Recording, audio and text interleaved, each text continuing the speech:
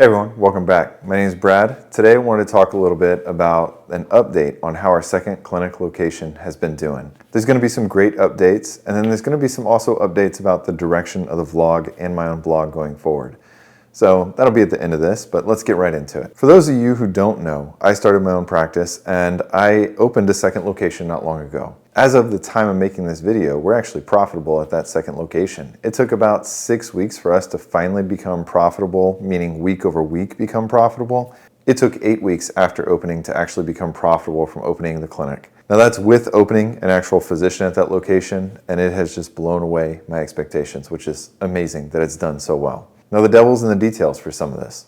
Let me tell you a little bit what I mean about that. The first thing that I mean about that is let's back up to when we've got this space and the first doctor that we hired for our second clinic location. That was almost about a year ago at this point in time.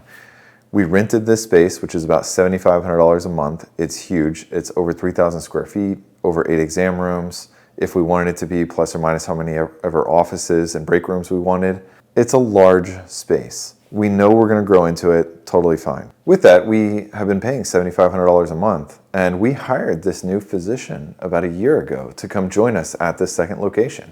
And unfortunately, like anything in business, it always takes more money and more time than you want. This doc was amazing. He was coming from the Pacific Northwest. The problem is that his family member, who also lived in the Pacific Northwest, unfortunately came down with some sort of severe illness. I didn't pry into it. I got the feeling it might have been cancer, but whatever. Not my business to entertain what the heck was going on, but basically he told me, sorry to have to back out, but I actually am not moving to the South anymore. I'm going to stay in the Pacific Northwest and I'm going to take care of my family members. Totally fine, get it. We went back and forth a little bit. We ended up just canceling the contract. No hard feelings, no money owed for that physician. But think about it, for about 8 months, we paid $7,500 a month on rent, and we had to pay the utilities on it as well going forward. So we're still in the hole, and I'm kind of setting that aside mentally from is this space profitable or not in these calculations. But just know that that exists in the background because unfortunately that first doc that we found, well, it sucked for both of us, to be honest. More for them, but sucked for me too.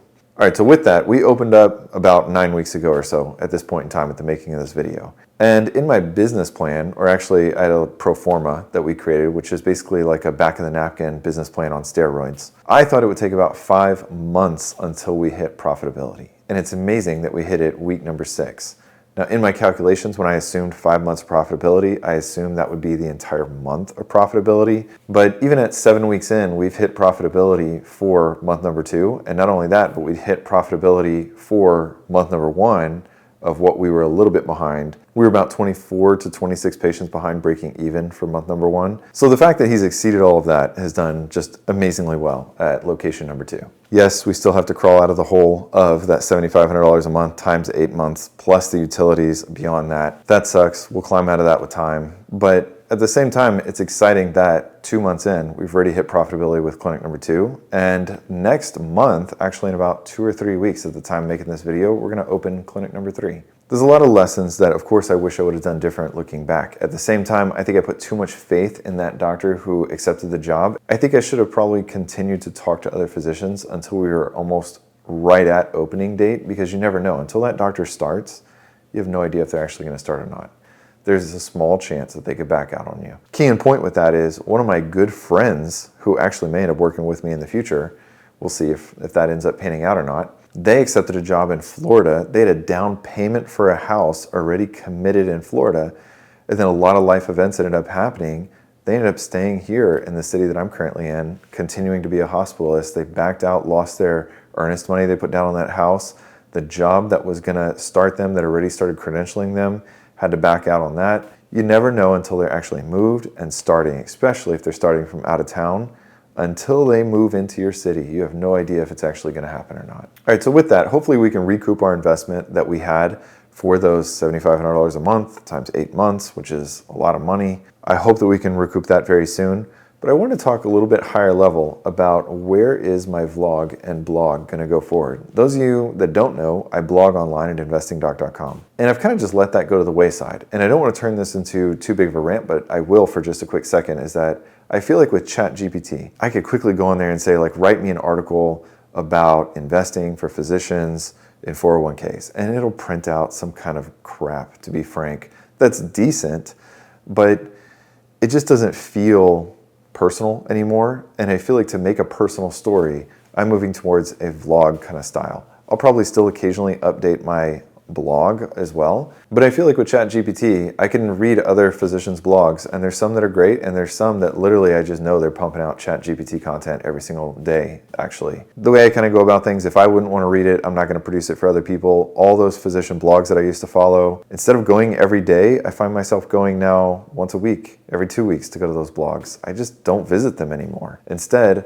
I'm on video media. I'm on YouTube all the time. I don't have TikTok, but maybe I should get it. So where is this vlog gonna go forward? Those of you that email me already know I've been doing a little bit of soul searching about this. And part of that is that financially it's starting to get pretty damn good.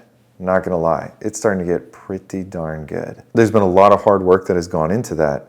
But the reason I think I'm gonna stop talking about hard numbers for my income and or the clinic income as a whole is because let's say we've reached a point that I'm making $100,000 a month off my clinic, which I'll be frank with you, it's not far off from that. That only puts a target on my back for individuals, whether it be a patient to see me, other physicians to get pissed off. They have no idea. It took me 5.5 years to get to this point, a lot of sweat equity that has went into this, a lot of expensive mistakes along the way, and I just don't see how that's gonna benefit me talking about direct numbers in my vlog going forward. I will probably talk about business numbers as a whole, meaning how much money does it take to do X, Y, and Z with the clinic? How much money over just salary does it cost? How much money did expensive lessons along the way cost us, like this physician who ended up backing out on us? But this is the point where I'm probably going to take a step back from actually talking about financials. I have no intention of posting my net worth. I have no intention of posting how much money I'm making per month, because it's kind of getting to a point where it's just going to be a target on my back. And I don't want to turn it into something like that. Now, where am I going forward with the business? Well, I plan on reinvesting as much of that money as possible back into the business. We have currently 2 locations. We're opening a third in another month. We're currently looking at opening 2 more locations beyond that within hopefully the next 12 to 18 months to get us up to 5 locations. It's been growing, and I plan to continue to step on the accelerator to just supercharge the growth. All right, you guys, hope you all enjoyed today's video. I'll be back next week. See ya.